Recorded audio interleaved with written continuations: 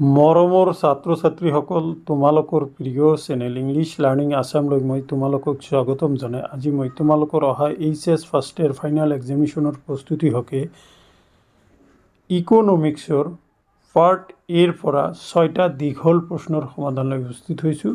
আশা কৰিছোঁ এই 6টা দীঘল প্ৰশ্নই তোমালোকৰ অহা পৰীক্ষাত সহায় কৰিব। মৰমৰ ছাত্ৰ ছাত্ৰীসকল, প্ৰস্তুতিৰ একেবাৰে শেষ মুহূৰ্তত মই তোমালোকৰ আগত এই 6টা দীঘল প্ৰশ্নৰ সমাধান দিব ওলাইছোঁ।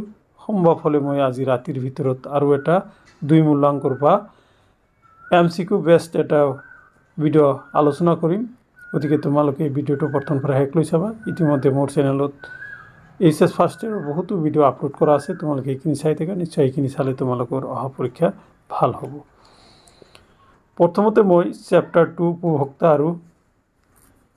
উপভোক্তাৰ আচৰণ তথ্যৰ পৰা দীঘল প্ৰশ্ন আলোচনা কৰিম। প্ৰথম প্ৰশ্নটো হ'ল চাহিদা দৰ স্থিতিস্থাপকতা কি? চাহিদা দৰ স্থিতিস্থাপকতা গণনা কৰাৰ যিকোনো এটা পদ্ধতি আলোচনা কৰা।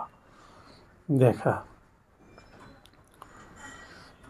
দৰ পৰিৱৰ্তনত সামগ্ৰীটোৰ চাহিদা কিমানখিনি সংবেদনশীল তাৰ পৰিমাপটো হৈছে চাহিদা দৰ স্থিতিস্থাপকতা।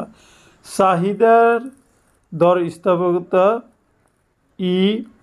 ইকুৱেল টু সামগ্ৰী চাহিদাৰ শতাংশ পৰিৱৰ্তন বাই সামগ্ৰীৰ দৰৰ শতাংশ পৰিৱৰ্তন। এতিয়া নেক্সট দেখা, স্থিতিস্থাপকতাৰ পৰিমাপ পদ্ধতিসমূহ হ'ল নম্বৰ 1 শতাংশ পদ্ধতি, নম্বৰ 2 চাহিদা ৰেখাৰ ঢাল পদ্ধতি, নম্বৰ 3 জ্যামিতিক বিন্দু পদ্ধতি আৰু নম্বৰ 4 ভোক্তাৰ ব্যয় পদ্ধতি। দেখা, এতিয়া যিকোনো এটা পদ্ধতি বৰ্ণনা কৰিব কৈছিলে, মই তোমালোকক প্ৰথম পদ্ধতিটো বৰ্ণনা কৰিব ওলাইছোঁ। দেখা, প্ৰথম পদ্ধতিটো আছিলে শতাংশ পদ্ধতি।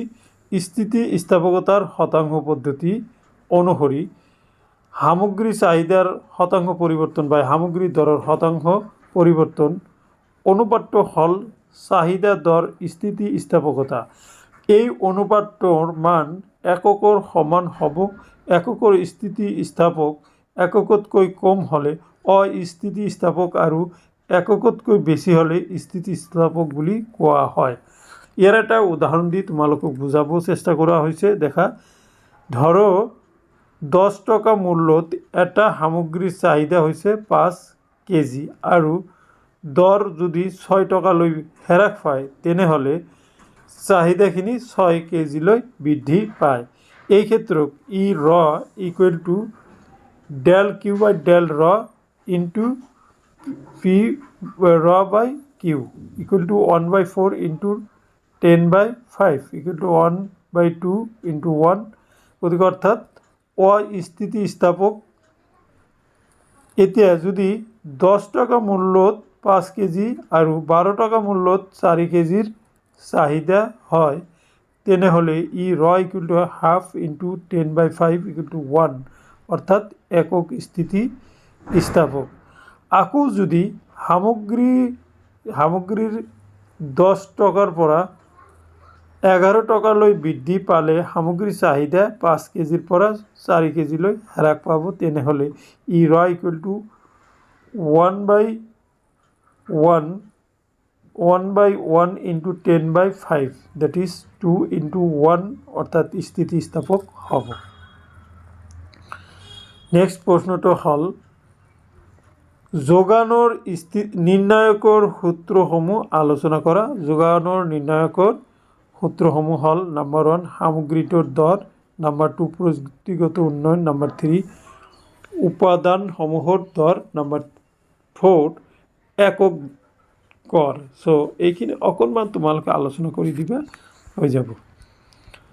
এতিয়া দেখা, মই তোমালোকৰ আগত চেপ্টাৰ 3টো লৈ আহিছোঁ, উৎপাদক আৰু ব্যয় দীঘল প্ৰশ্নৰ সমাধান। পোনপ্ৰথমতে তোমালোকৰ আগত এটা মই মেথমেটিক্স থকা প্ৰব্লেম আলোচনা কৰিম। দেখা, ইয়াৰে প্ৰথম প্ৰশ্নটো হ'ল কোৱা হৈছে উৎপাদন ফলনৰ সংজ্ঞা লিখা।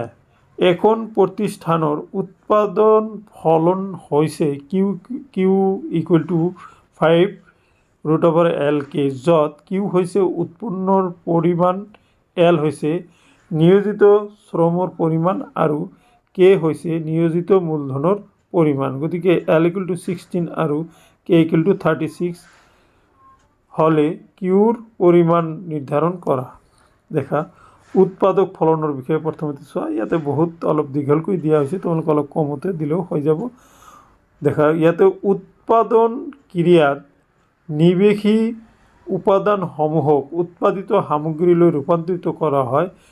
উৎপাদনৰ বাবে আৱশ্যকীয় নিৱেশিত উপাদান আৰু উৎপাদিত সামগ্ৰীৰ বস্তুগত সম্পৰ্কটোক উৎপাদন ফলন বোলে।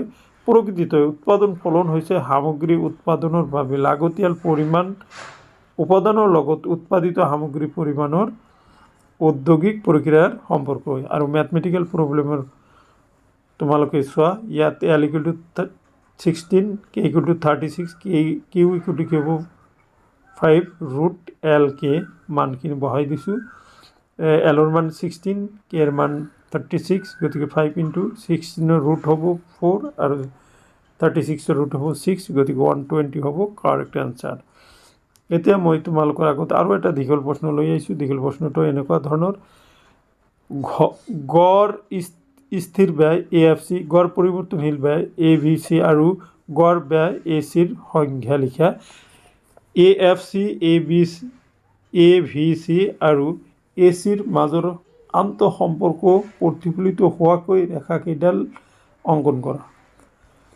দেখা গড় স্থিৰ ব্যয় AFC মুঠ স্থিৰ ব্যয়ক পৰিমাণেৰে ভাগ কৰিলে গড় স্থিৰ ব্যয় পোৱা যায়। গড় পৰিৱৰ্তনশীল ব্যয় AVC মুঠ পৰিৱৰ্তনশীল খৰচ বা ব্যয়ক পৰিমাণেৰে ভাগ কৰিলে গড় স্থিৰ ব্যয় বা AVC বলে। গড় ব্যয় AC মুঠ ব্যয়ক পৰিমাণেৰে হৰণ কৰিলে গড় ব্যয় পোৱা যায়। এতিয়া লাষ্ট আৰু এটা পাৰ্ট আছিলে, এটা মেথমেটিকেল প্ৰব্লেম আছিলে, তোমালোকে চাই যোৱা। এই চিত্ৰটো, এইটো হ'ব তোমালোকৰ চিত্ৰ। অ'কে, এতিয়া চেপ্টাৰ 4ৰ পৰা কেইটামান প্ৰশ্নৰ সমাধান লৈ আহা। পূৰ্ণ প্ৰতিযোগিতামূলক বজাৰৰ বৈশিষ্ট্যসমূহ আলোচনা কৰা। পূৰ্ণ প্ৰতিযোগিতামূলক বজাৰৰ বৈশিষ্ট্যসমূহ তলত আলোচনা কৰা হ'ল। নম্বৰ 1, অসংখ্য বিক্ৰেতা আৰু ক্ৰেতা। নম্বৰ 2, সমজাতীয় আৰু সমগুণ বিশিষ্ট সামগ্ৰী। নম্বৰ 3, ক্ৰেতা আৰু বিক্ৰেতাৰ দৰ গ্ৰহণ। নম্বৰ 4, বজাৰ তথ্যৰ সম্বন্ধে ক্ৰেতা আৰু বিক্ৰেতাৰ সম্পূৰ্ণ জ্ঞান। নম্বৰ 5, উপাদানসমূহৰ সম্পূৰ্ণ চলনশীলতা। নম্বৰ 6, পৰিবহণ ব্যয় আৰু বিক্ৰী ব্যয়ৰ অনুপস্থিতি। 7, মুক্ত প্ৰৱেশ আৰু প্ৰস্থান। এতিয়া দেখা আৰু এটা আছে, চাহিদা আৰু যোগান ৰেখাৰ সহায়ত বজাৰ ভাৰসাম্যতা আহৰণ প্ৰক্ৰিয়াৰ ব্যাখ্যা কৰা। চাহিদা আৰু যোগান শক্তিৰ দ্বাৰা সামগ্ৰী এটাৰ ভাৰসাম্য দাম নিৰ্ধাৰণ কৰা হয়, যি দাম আৰু পৰিমাণত বজাৰ চাহিদা আৰু বজাৰ যোগান সমান হয়, সেই দাম আৰু পৰিমাণক ক্ৰমে ভাৰসাম্য দাম আৰু ভাৰসাম্য পৰিমাণ বোলে। দেখা চিত্ৰটো ইয়াতে কোৱা হৈছে,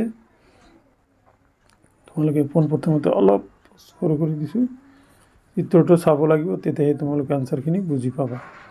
দেখা চিত্ৰত DD হ'ল বজাৰ চাহিদা ৰেখা আৰু SS হ'ল বজাৰ যোগান ৰেখা।